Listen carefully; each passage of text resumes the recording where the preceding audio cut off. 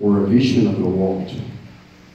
It's a social contract in which we all commit to maintain our ideals, but to sort our differences and our conflicts without resorting to violence.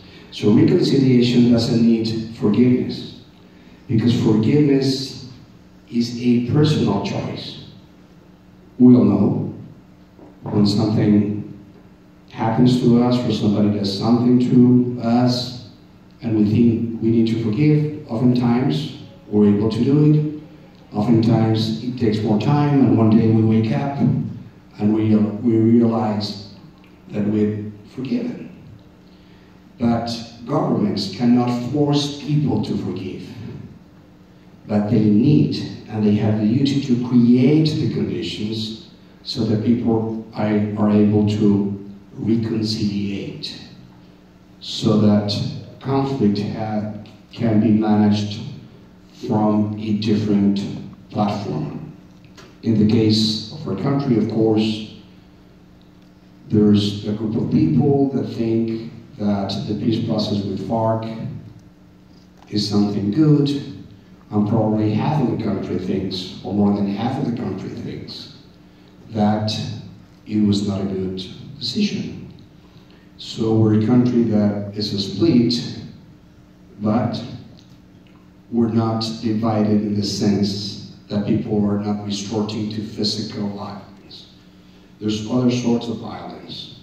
There's violence in the language, and there's arguments that are expressed with disrespect and with lack of acknowledging the counterpart. We need to solve that.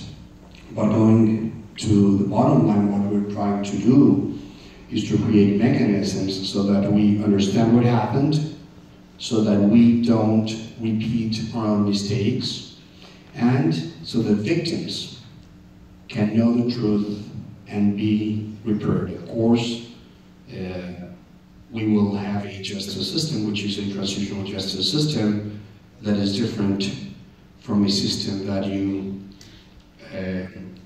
need in a society that is not coming out of an armed conflict, and that has created a huge debate in our country, because there's a difference between wanting peace and wanting justice. Some people might think that they want peace, but they really want justice.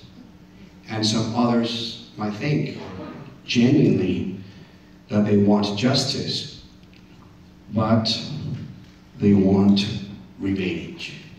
So we need to heal ourselves as a country, and we need to exercise leadership in a way in which we respect one another and we understand the perspectives of those that think differently from what we do. We need to change the tone of our conversation to make it more constructive and be able to convey our conversation that lead us to foresee and construct and build a different future.